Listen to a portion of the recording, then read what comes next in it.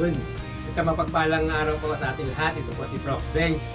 At sabi nga rito sa Marcos 5:34, anak, pinagaling ka na ng iyong pananampalataya.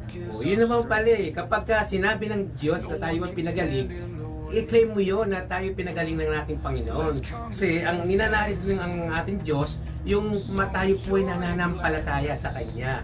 Kahit hindi nga natin siya nakikita, di ba? Dapat tayo po ay lagi po nating sinasabi sa Kanya na, "O Diyos, ako ay pinagaling mo, maraming salamat po." Di ba? Napakasarap namang sabihin na gano'n na huwag nating sabihin na, "Ay, may nararamdaman pa ako." Ay, hindi pa, kailangan ko pa recovery. Sinasabi. But, ang sinasabi po rito sa Bibliang ito, sa aklat ng Biblia, ay tinutukoy tayong mga anak. Tinawag tayong anak, ibig sabihin, hindi tayo pababaya. Sino pa mga magulang ang papabaya sa mga kanyang mga anak, di ba?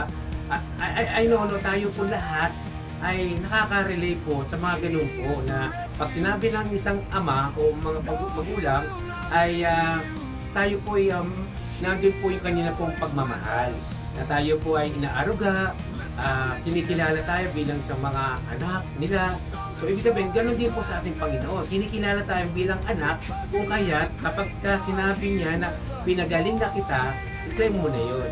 I-accept mo na yun sapagkat ang Diyos ay hindi naman siya yung parang sinabi niya yun, truly, pangako yun na tayo po gumaling sa ating mga sakit man to o anuman ang iyong nararamdaman sa ating katawan. Kaya dapat natin i-claim na tayo po'y magaling na sa pangalan ng ating Panginoon Jesus.